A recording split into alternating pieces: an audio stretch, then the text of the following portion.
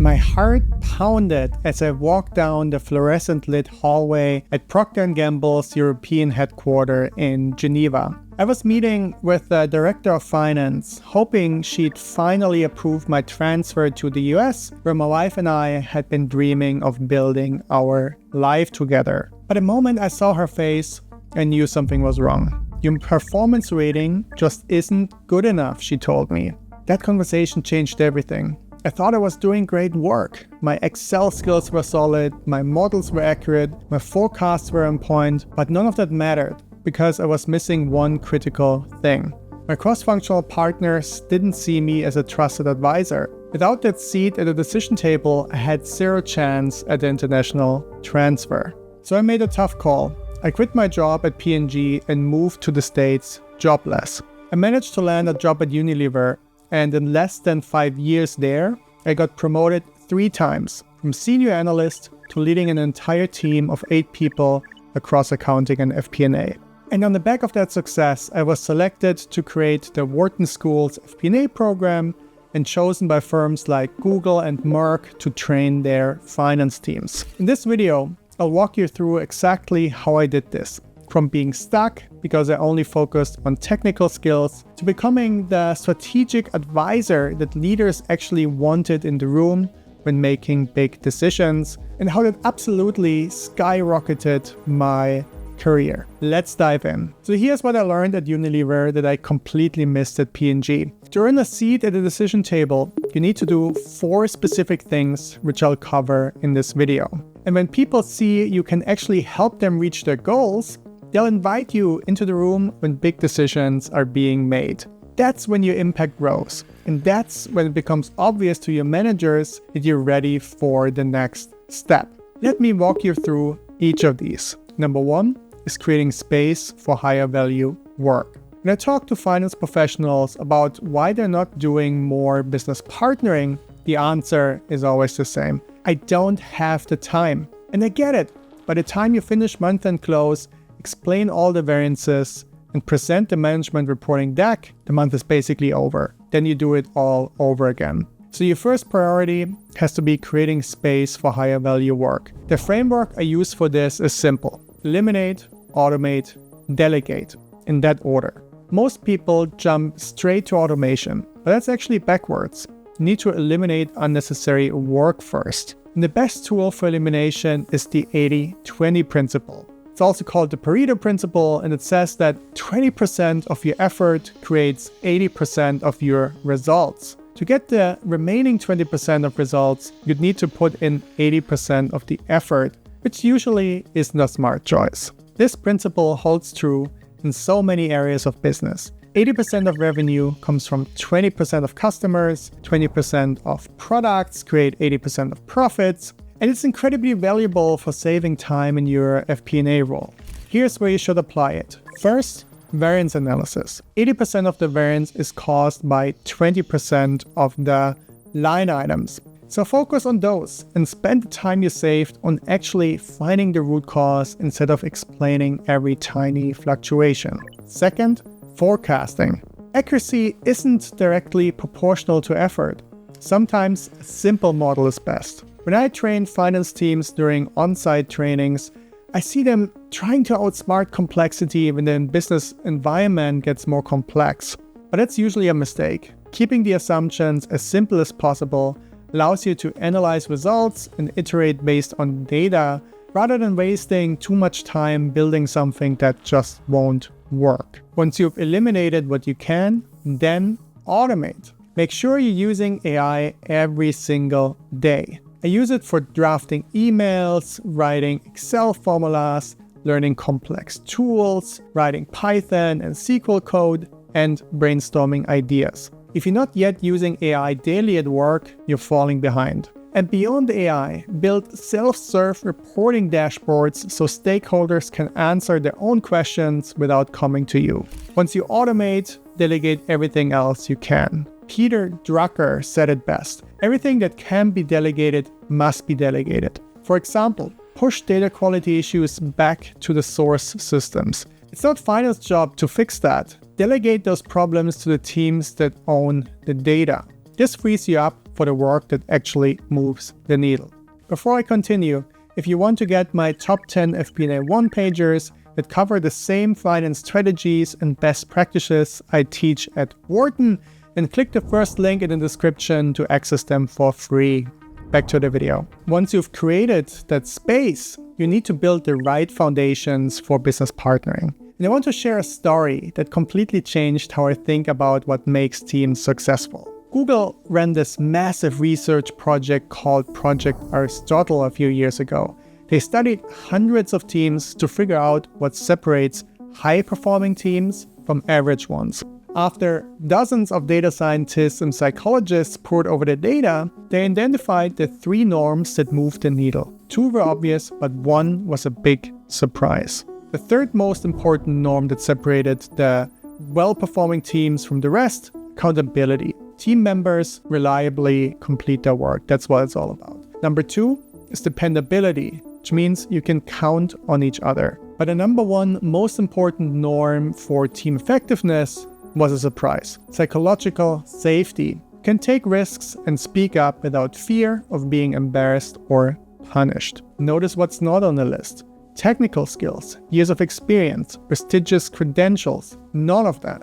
What matters is how teams work together. And for finance business partners, this insight is crucial because we can't be effective if our colleagues don't share information with us before major decisions are made. But that requires trust, because that information could be used to push for canceling someone's favorite projects or cutting the budget.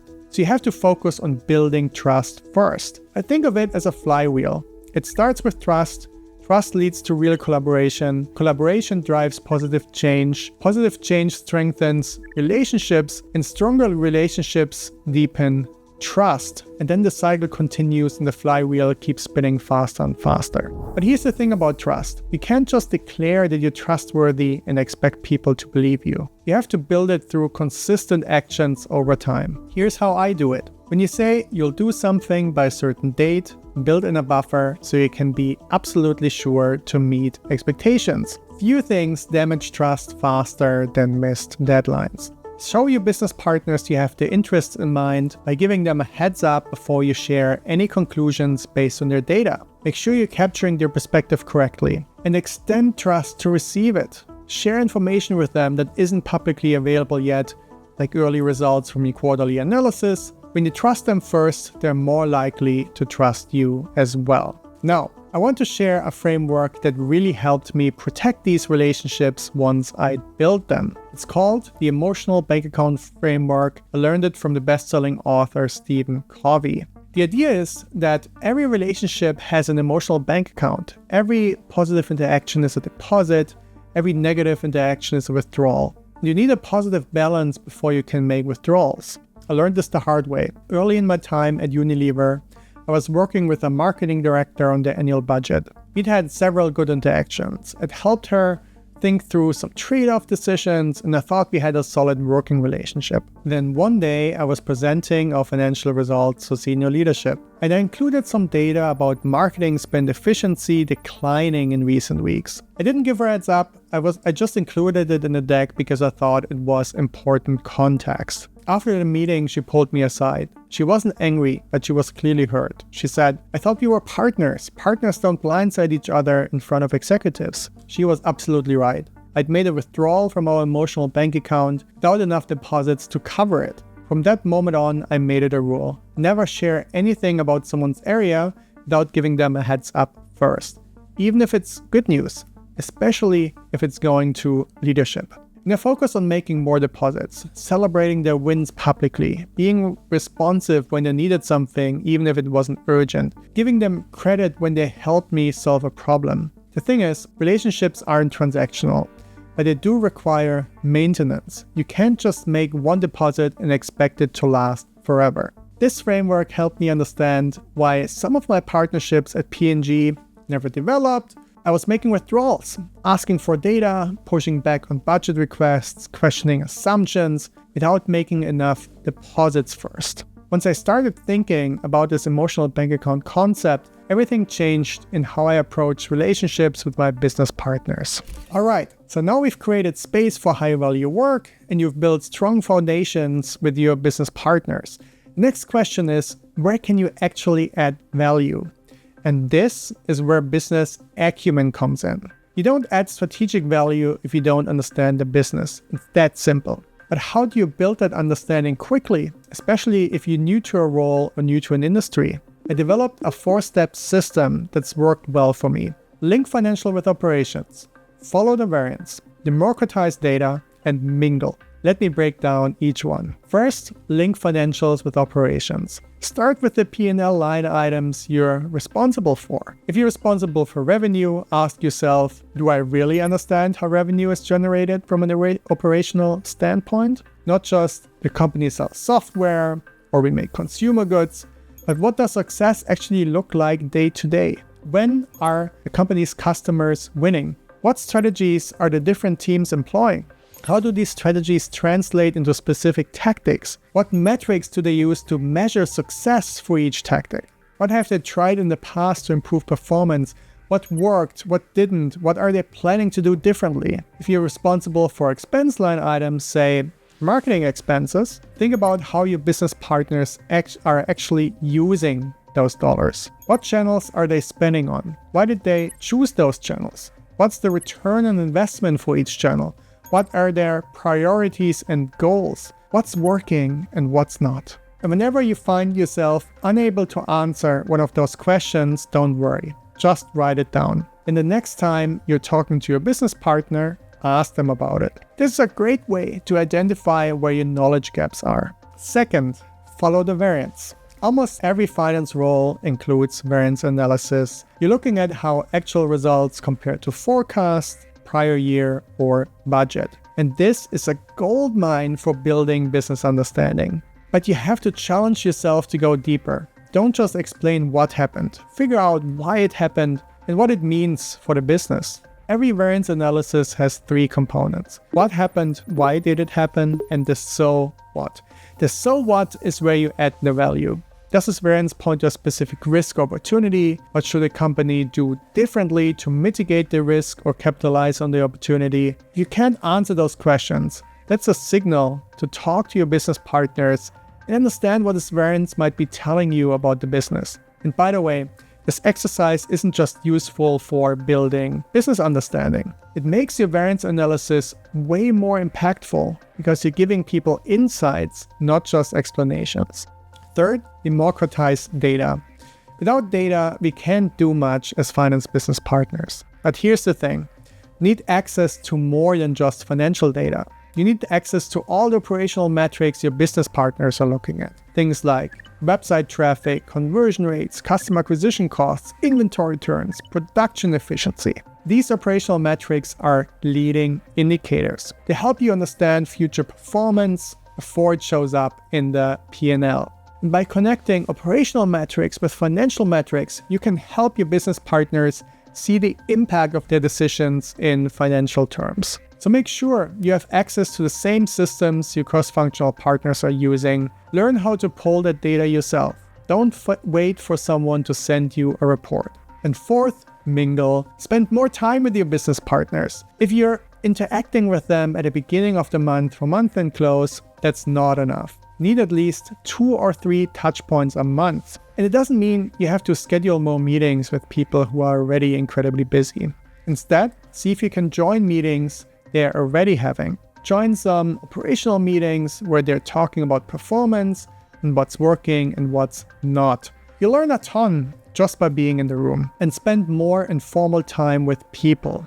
Meet for lunch, schedule a Zoom call just to chat if you're working remotely. When a meeting runs short, stick around and chat for a few minutes before everyone logs off. The informal conversations often teach you as much as the formal ones. I remember when I was at Unilever, I made it a habit to grab coffee with my marketing partner once every couple of weeks. No agenda, just catching up. Those conversations gave me so much context about what was happening in the business, what leadership was worried about, what the team was excited about, and when it came time to build the forecast or explain our variance, I had all this background knowledge that made everything make more sense. All right, so now you understand the business, you've identified where you can add value. Now it's time to actually deliver that value. And what I found works best is focusing on 3 specific pillars. Number 1, help leaders see the bigger picture. Number 2, create visibility of financial performance. And number 3, link operational metrics with financial performance. Because here's the thing. The ultimate goal is for leaders to come to you before making a big decision. But to earn the trust, you have to demonstrate that you can add value beyond creating standard reports, maintaining budgets, or updating forecasts. Let me walk you through each of the 3 pillars. First, help leaders see the bigger picture. This means asking the right questions at the right time so you can help people think outside the box and discover ways of looking at the business they haven't seen before. Departmental leaders are often very focused on the narrow view of the world. Marketing is thinking about marketing metrics, sales is thinking about sales targets, operations is thinking about efficiency. But we in finance have the luxury of a bird's eye perspective. We see how everything connects in the P&L and the balance sheet. So we have a unique ability to help people see the broader picture. And one of the best ways to do this is through coaching. Now, I'm not talking about life coaching or telling people what to do. I'm talking about asking questions that help people think more clearly about their challenges. My favorite framework for this is called GROW. It stands for Goal, Reality, Options, and What's Next. Let me walk you through it with a real example. When I was at Unilever, I was working with a sales director who was frustrated because his team wasn't hitting their targets. He wanted to hire more salespeople. Instead of just running the budget numbers, I walked him through the GROW framework. First, the goal phase. I asked him, if there were no constraint, unlimited budget, unlimited time, unlimited people, what would be possible for your sales team? He said, well, we triple our sales force and cover every major account in the region. Okay, interesting, but that's not realistic. So I asked, what would make you feel like you're really moving the needle, even if we can't do everything? He thought about it and said, if we could just get 15% growth this year, that would be huge. Now we had a real goal to work with. Next, the reality phase, I asked. Have you verified that hiring more people is the main constraint? But have you tried so far, and what impact did it have? He admitted they'd hired 2 people last quarter, and the ramp-up time was way longer than expected. They weren't actually productive for the first 4 months. Have you talked to other sales leaders who faced similar challenges? I asked. He hadn't. So we made a note to do that. Then the options phase. This is where most people rush to a decision too quickly. I said, hiring more people is definitely one option. Before we commit to that, let's brainstorm a few more ideas just so we have something to compare. At first he resisted, but once we got going, we came up with things like better onboarding for new hires, reallocating existing salespeople to higher potential accounts, investing in sales enablement tools, partnering with marketing to generate warmer leads, running a pilot with contract salespeople before committing to full-time hires. Suddenly we had options, and some of them were way more cost-effective than his original idea. Finally, the what's next phase.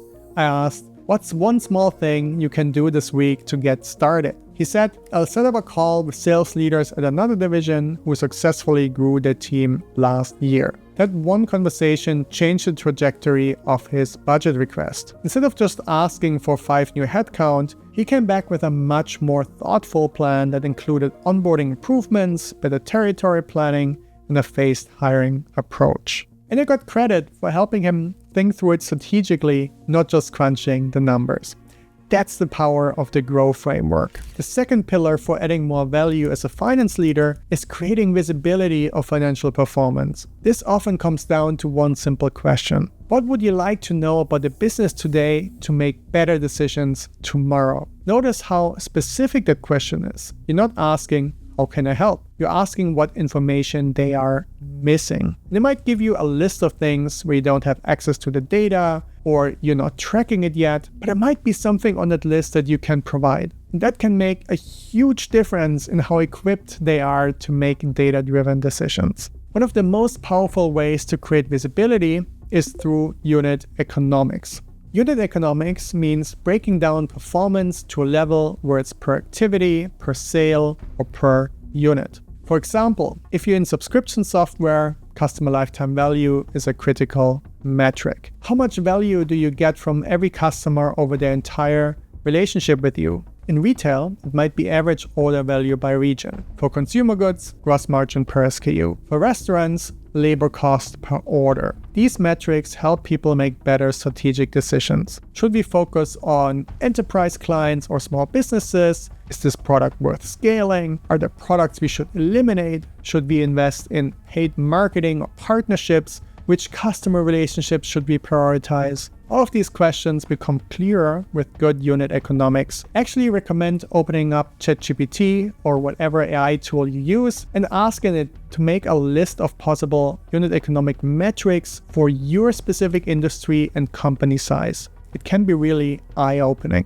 And the third pillar for helping finance leaders add more value is linking operational metrics with financial performance. This is where driver-based forecasting comes in. Let me show you what I mean with a concrete example. This is for a subscription-based company. Think something like Netflix. On the left side, you have different business drivers. Things like unaided awareness increase, how many more people know about your brand, direct response budget increase, the money you're spending on ads that immediately lead to sales, inflation assumptions and new promotion strategy, a do nothing conversion rate change, which is what happens if you don't invest in improving your product. And for each of those drivers, you build out 3 scenarios: conservative, balanced, and aggressive. Now, behind each of those numbers, there's a lot of work. Maybe statistical analysis, maybe input from different teams. But once you have it, this becomes incredibly powerful. Because let's say your balance scenario doesn't meet the targets that leadership has set. You can say, okay, if we go with the aggressive scenario for awareness and inflation, but stay balanced on everything else, here's where we land. Now you have a way to communicate risk very clearly. You can show the board or senior leaders exactly what assumptions you're making and what the trade-offs are. And you can use this as a living, breathing document. Every month or every quarter, when you get new information, your inflation data, conversion rate trends, results from a marketing campaign, you can update the relevant drivers. It stays useful throughout the year because it's easy to update and it's in the language the business actually speaks. I'm a huge fan of driver-based forecasting. It really demonstrates how finance can add strategic value by connecting what's happening operationally to what's going on to happen financially. These 4 steps I've just explained were the cornerstone of my FP&A career growth. Now I want to end with a story that one of my mentors told me 15 years ago at the very beginning of my career, because it stuck with me ever since and gave me the mindset that made all of this possible. I had just started my first job out of college at Procter & Gamble. I was excited to be at this multinational company, but I quickly learned that there was a lot they didn't teach me at university. Things like presenting financials to a room full of people who knew the numbers way better than I did and would spot anything that looks off immediately. It was tough at the beginning. I didn't have the business understanding yet to catch my own mistakes. I hadn't built systems to prevent them yet. But I was working really hard trying to get it right. One evening, I was working head down on a large spreadsheet and it was late. My boss had already left, most of my team had left. Then I saw Ralph walking over to me. Ralph was the VP of sales, the most senior person in the office. I got nervous. I thought, he must need something urgently if he's coming to me this late and my boss isn't here. What if I need help? What if he found a mistake in the report I sent him earlier? When he got to my desk, he smiled. He asked me how my weekend was. I realized immediately this wasn't about work. He said, I see you're working hard. Just keep in mind, it's a process. When you step out of your comfort zone grows. At first, I didn't fully grasp what he meant. It took some time to sink in. Later, I realized he was talking about what's called a growth mindset. When I gave that first presentation, it felt terrifying. A few weeks later, when I did it again, it didn't feel as difficult anymore. When I had that first awkward conversation, trying to use the growth framework, it felt forced and uncomfortable. But after doing it a few times, it became natural. At The idea that your comfort zone grows every time you step out of it stuck with me. It gave me the motivation to try things I had never done before. But it wasn't just the insight itself that stuck with me. What really impressed me was that a few encouraging words spoken at the right time with genuine empathy can have a massive impact on how motivated, productive, and fulfilled someone feels at work. From that moment on, I developed a passion for learning how to lead people and eventually becoming a mentor myself. I wanted to have that kind of positive impact on others the way Ralph did on me. And I'm sharing this with you now because everything I've talked about in this video, creating space, building relationships, developing business acumen, delivering strategic value, all of it requires doing things you haven't done before. And that takes courage. Using the growth framework in a real conversation feels awkward at first. Building relationships requires vulnerability. Challenging a leader's assumptions takes guts. But your comfort zone grows every time you step out of it. That first time feels impossible, but the 10th time feels routine. The skills that seem out of reach today will become second nature tomorrow. That's what a growth mindset looks like in action. And that's what took me from being stuck at P&G to getting 3 promotions in 5 years at Unilever. If you want to go deeper on any of these topics, a good place to start is my 10 most popular FP&A one-pagers that you can access by clicking the first link in the description. They contain the most important strategies and frameworks I've used to train over 1,000 finance professionals. Again, you can access it for free by clicking the first link below. If you want to learn how AI is changing FP&A and how you can survive, then watch this video next.